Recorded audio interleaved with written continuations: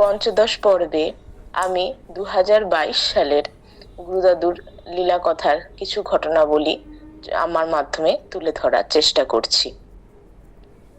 2022 সালের নভেম্বর মাসে, অর্থাৎ 7ই নভেম্বর থেকে মোটামুটি 19শে নভেম্বর পর্যন্ত আমাদের সিউড়িতে মনোজদা এবং বৈশাখী ব্যানার্জি, অর্থাৎ বৈশাখী দিদের ওদের বাড়িতে গুরুদাদুকে নিয়ে এই প্রায় 12 দিন ব্যাপী অনুষ্ঠান হয়েছিল। তো গুরুদাদু মনোজদাদের বাড়িতে প্রথম পদার্পণ করেছিলেন উৎসবের প্রথম দিন, অর্থাৎ 7ই নভেম্বর। এবং প্রথমে ঠিক ছিল যে যেহেতু গুরুদাদুর শরীর খুব একটা ভালো নেই, কাজেই গুরুদাদু এই 12-13 দিন কেবলমাত্র মনোজদাদের বাড়িতেই থাকবেন। এবং ভক্তবৃন্দরা, আমরা যারা শিউরির ভক্তবৃন্দ, তারা সবাই প্রতিদিন সেখানে গিয়ে গুরুদাদুকে দর্শন করতে পারবো। গুরুদাদুর সাথে কিছু গুরুদাদুর অমৃত রসাস্বাদন, গুরুদাদুর বাণী, গুরুদাদুকে চরণ স্পর্শ করে সেই সৌভাগ্য লাভ করতে পারবো। কিন্তু কি হয়, আমাদের ভক্তদের প্রত্যেকেরই তো মনে হয় যে দাদু বেশ আমাদের বাড়িতে কিছুটা সময়ের জন্য এসেও যদি আমাদের বাড়িতে পদার্পণ করেন, চরণে ধুলি দেন, আমাদেরকে সৌভাগান্বিত করেন, সেই মানে আশা প্রত্যেকের মনেই কিন্তু অন্তরে লালিত পালিত হতে থাকে। কাজে সমস্ত ভক্তবৃন্দ সবাই কিন্তু সিউড়ি থেকে আমরা যতজন প্রতিদিন দর্শন করতে যাচ্ছি, সবাই কিন্তু অনুরোধ জানাচ্ছি যে দাদু, তুমি কিন্তু একবার আমাদের বাড়িতে এসো। বা কেউ হয়তো বলছেন যে বাবা, একবার আমাদের বাড়িতে একবার চলুন, কিছুটা সময়ের জন্য হলেও চলুন, আমাদেরকে একটু সৌভাগ্যের যে সুযোগ করে দিন।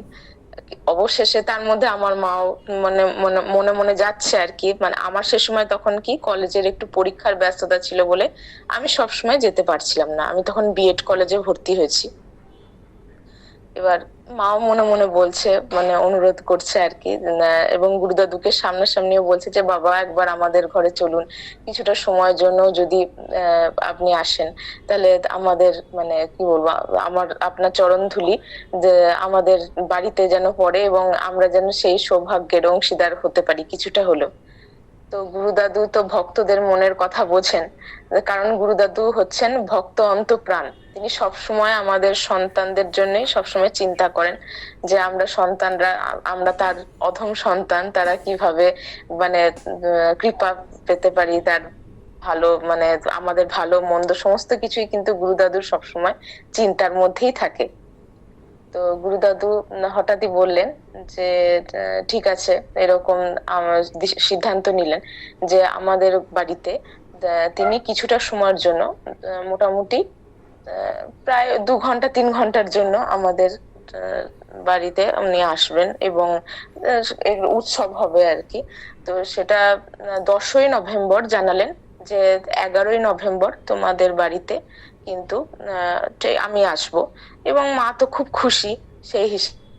এবার যেহেতু মানে কিন্তু ব্যাপারটা হচ্ছে একটু শর্ট পিরিয়ড, যেহেতু সেই হিসেবে সেরকম ভাবে মানে 19 সালে যেরকম গুরুদাদুর উৎসবের সময় আগে থাকতে সমস্ত কিছু প্যান্ডেল ইত্যাদি অ্যারেঞ্জমেন্টস খুব সুন্দরভাবে করা হয়েছিল, সেরকম অতটা শীঘ্র ব্যস্ততার মধ্যে সেরকম করা না গেলেও আমাদের ঘরের যে সুবিশাল ডাইনিং আছে, সেই ডাইনিং এর মধ্যেই গুরুদাদুকে নিয়ে উৎসব হবে, সেটা আমরা 10ই নভেম্বর সন্ধে থেকেই মানে স্থির করলাম।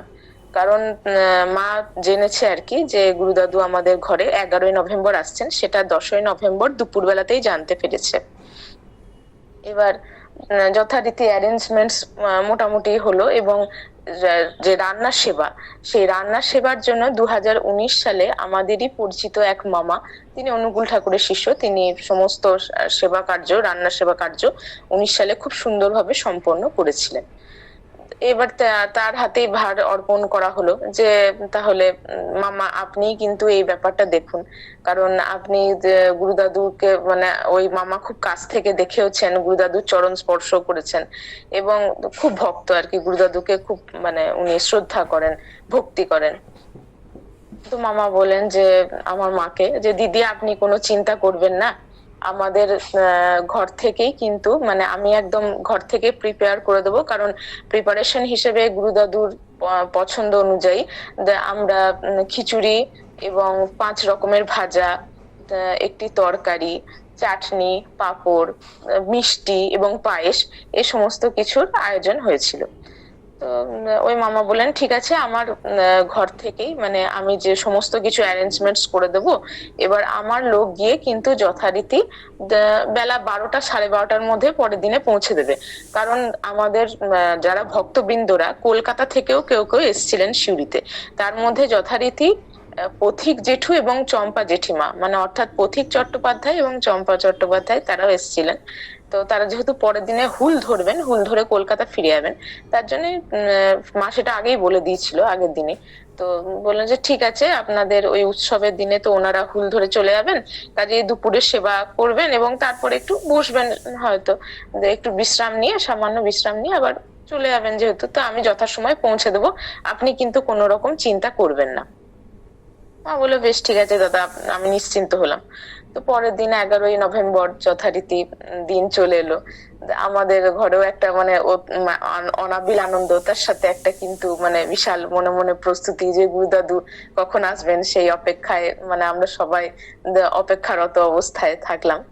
যথারীতি গুরুদাদু এলেন এবং তার সাথে আমরা সমস্ত ভক্তবৃন্দ এলেন, আমরা যারা আগত সিউড়ি থেকে এসছেন এবং যারা আরো মানে বাইরে আউট অফ সিউড়ি যারা আছেন, যারা যারা এসছেন এই উৎসব উপলক্ষে তারাও এসছেন। তো সবাই মিলে খুব সুন্দর প্রথমে টিফিন সেবা হলো, জলযোগের ব্যবস্থা হলো। তারপরে যথারীতি দেখা গেল গুরুদাদু এসছিলেন আমাদের ঘরে মোটামুটি 11টার কাছাকাছি সময়। তো 11:45 থেকেই কিন্তু গুরুদাদু মানে একটু আমার বলছেন যে কবে কখন আসবেন ওনারা, কারণ সেবার জন্য মানে পথিক জেঠু এবং চম্পা জেঠিমা ওদেরকে তাড়াতাড়ি সেবা দিয়ে যেহেতু ওনারা হুল ধরবেন, তো সেই একটা ব্যস্ততা কিন্তু গুরুদাদুর মধ্যেও ছিল। কারণ মানে দেখা যায় যে গুরুদাদু কিন্তু এই ব্যাপারে এত সচেতন যে কোন ভক্তবৃন্দ মানে আমরা কোন সন্তান কখন সেই কোন সময় হয়তো দেখা যাবে কেউ কোনো যাত্রা করছি, কোনো ট্রেনে যাব বা বাসে যাব, হয়তো সেবা গ্রহণ করে, বা হয়তো কোন সময় কোথায় যাব, সেই সমস্ত কিছু সমস্ত চিন্তা কিন্তু সব ছিল গুরুদাদুর। মানে উনি যে কত মানে ভক্ত অন্তপ্রাণ এবং ভক্ত সেবা যে গুরুদাদুর কাছে কতটা গুরুত্বপূর্ণ, মানে তা কিন্তু খুশ করার মতো বিষয়। এবার গুরুদাদু বলছেন যে উনি কখন আসবেন, তাহলে উনি মানে অস্থির হচ্ছেন আর কি। তো আমরা বললাম যে কারণ সেবার ব্যবস্থা আছে, যেহেতু সেবা তো যথারীতি যেহেতু হুল ধরবেন পথিক জেঠুরা, তো কাজেই তো তার আগে তো ওনাদের সেবা হবে, সেবা হওয়ার পরে ওনারা একটু সামান্য বিশ্রাম করবেন। তো সেবাটা তো যদি যাতে দেরি না হয়, তো যথারীতি আমার মা এবং বাবা আমিও বললাম যে দাদু ঠিক সময় কিন্তু ওই মামা চলে আসবেন, উনি এসে তারপরে মানে কোনো অসুবিধা হবে না। কিন্তু দাদু মানে খুব মনে মনে একটু উৎকণ্ঠিত হচ্ছিলেন যে যত যাই হোক মানে ভক্তদের কিভাবে কতক্ষণে মানে ভক্তরা কিন্তু সঠিক সময়ে সঠিকভাবে সেবা পাবে আর কি, সেই চিন্তা মানে বিভিন্ন উৎসবে গিয়েও আমরা দেখেছি যে দাদুর কিন্তু সমস্ত সময়ে সবকিছু সেই চিন্তাটা কিন্তু থাকতোই, যে আমরা আমাদের সন্তানদের মধ্যে কিভাবে আমরা মানে সেবা, হয়তো রান্নার সেবার জন্য যে আমরা কত তাড়াতাড়ি সেই সেবা গ্রহণ করতে পারছি এবং সবাইকে সেবা গ্রহণ করতে দেখলে দাদুর মনে একটা অনাবিল আনন্দ কিন্তু ফুটে উঠতো। তো দাদু কিন্তু একবার অস্থির ভাবে মানে যতক্ষণ পর্যন্ত ওই মামা না আসছেন আর কি, একবার অস্থির হয়ে কোনো সময় একটা স্থানে বসছেন, তা আবার কোনো সময় দেখা যাচ্ছে পর মুহূর্তে অন্য স্থানে বসছেন। তো এইটা সত্যি এবার আমরা তো মনে মনে বুঝতে পারছি যে দাদু উৎকণ্ঠিত হচ্ছেন। এবং সেই দিনে আবার আমাদের বাড়িতেই আমাদের পাড়াতুতেই এক জেঠু জেঠিমা, তারা আমাদের মুখ থেকে গুরুদাদুর কথা শুনেছেন এবং সেই শুনে তাদের মনেও দাদুর কাছে দীক্ষা নেওয়ার ইচ্ছা জন্মেছিল। তারাও সেই দিন আমাদের বাড়িতেই কিন্তু দীক্ষা নিলেন। তো সেই জেঠু জেঠিমাও তখন দেখছে যে গুরুদাদু একবার কখনো এই স্থানে বসছেন, তো আবার সরে গিয়ে পর মুহূর্তে ওই স্থানে বসছেন, অর্থাৎ তিনি উৎকণ্ঠিত হয়ে আছেন যে কতক্ষণে ওই মামা আসবেন সেই সেবা নিয়ে, মানে রান্নার সেবা অর্থাৎ সেই খিচুড়ি ভোগ প্রসাদ সমস্ত কিছু নিয়ে উপস্থিত হবেন যথাসময়। জেঠিমা তো একটু অবাক হয়ে যাচ্ছে যে এরকম, মনে মনে হয়তো ভাবছে যে গুরুদাদু কেন এইভাবে মানে একবার অস্থির হয়ে যাচ্ছেন। কিন্তু আমরা ভেতরে ভেতরে যারা কিছুটা গুরুদাদুকে মানে কাছ থেকে দেখার কিছুটা সৌভাগ্য অর্জন করতে পেরেছি, তারা বুঝতে পারছি যে এরকম গুরুদাদু কিন্তু ভক্তদের জন্য মানে এত উৎকণ্ঠিত যে ভক্ত সেবা কতক্ষণে ভালোভাবে সম্পন্ন হবে, সুষ্ঠুভাবে, সেটা নিয়ে গুরুদাদু চিন্তা করছেন।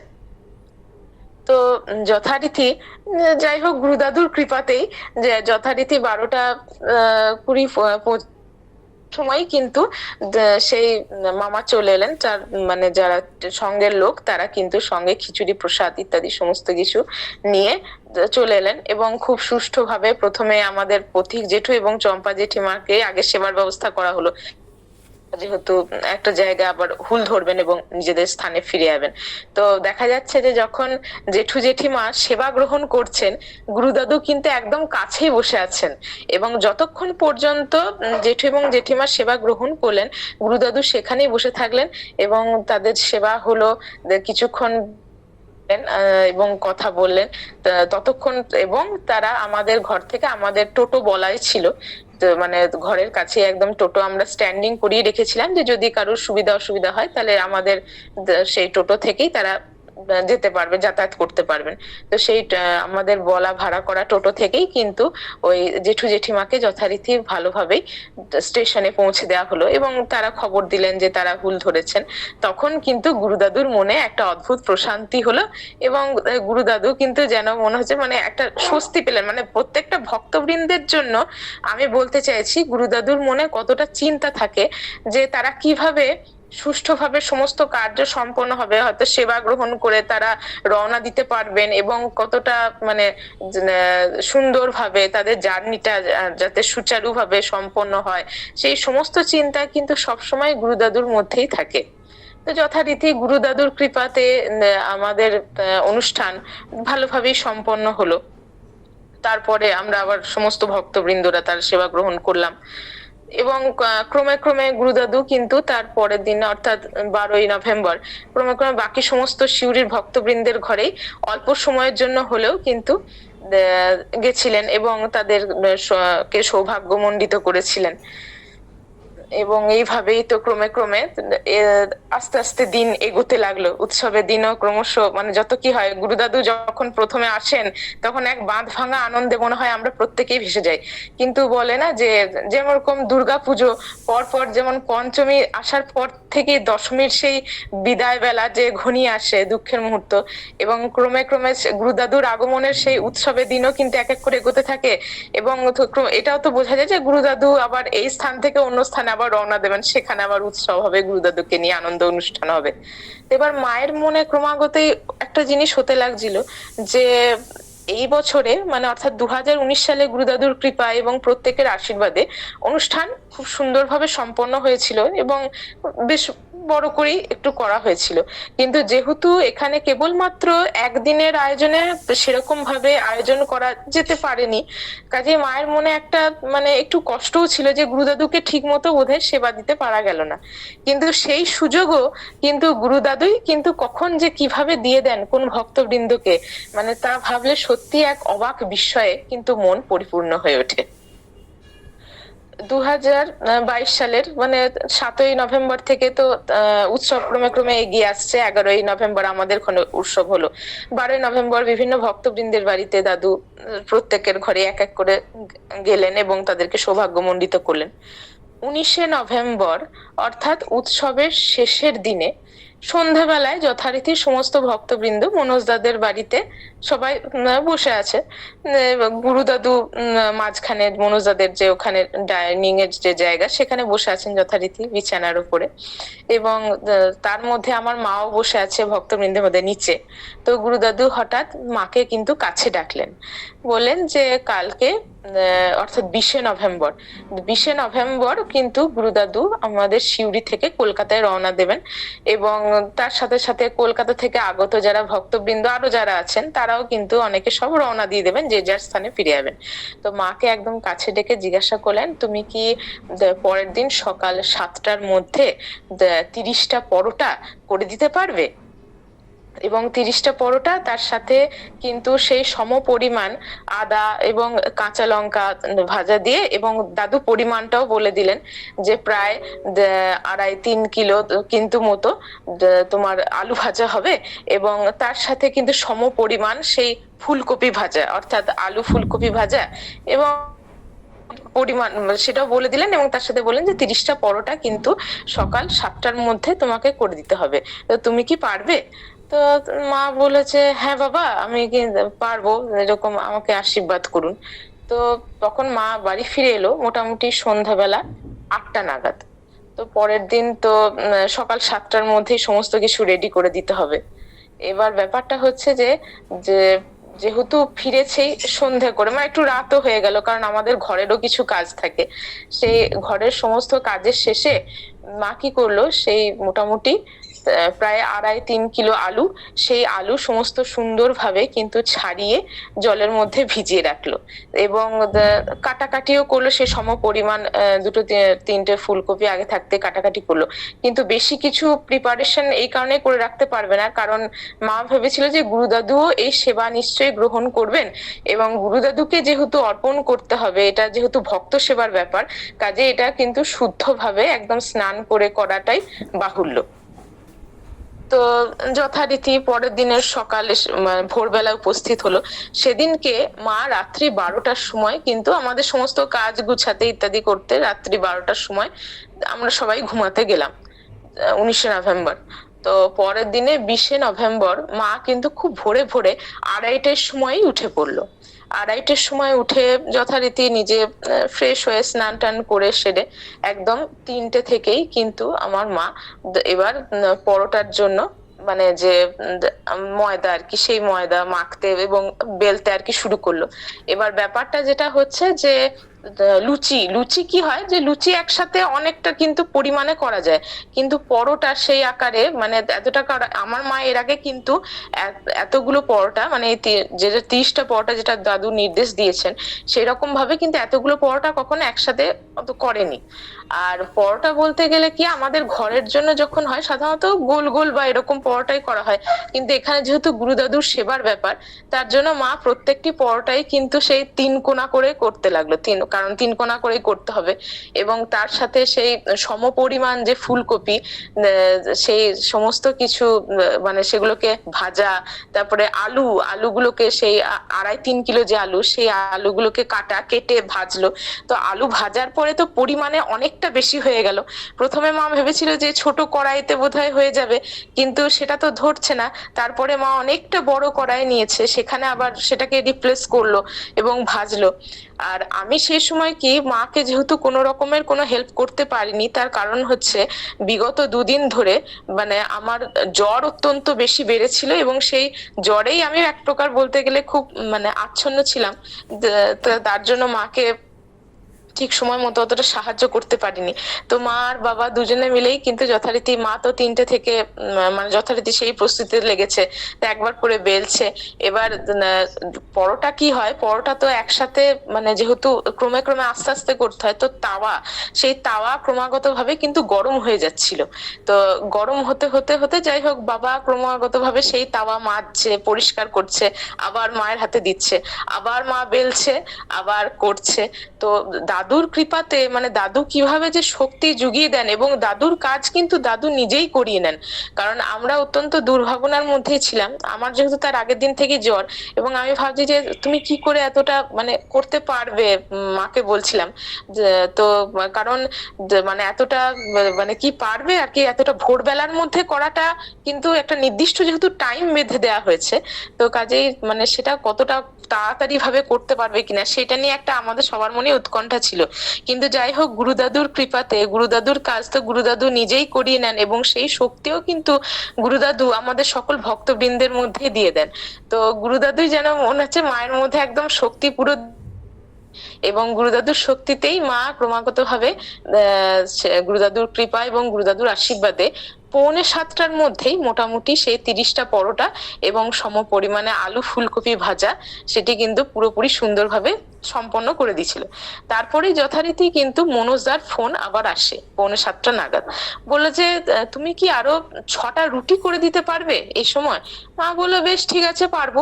তো মা আবার কিন্তু 6টা রুটি যথারীতি আটা মাখলো এবং যথারীতি যে রুটির যে প্রসেস সেটা ক্রমে ক্রমে সম্পন্ন করলো এবং 7টার মধ্যেই 6টা রুটি এবং 30টা পরোটা সব শুদ্ধ মিলিয়ে সব এবং সম পরিমাণ যে আলু ভাজা, আলু ফুলকপি ভাজা সমস্ত কিছু কিন্তু একদম সুন্দরভাবে সম্পন্ন করলো।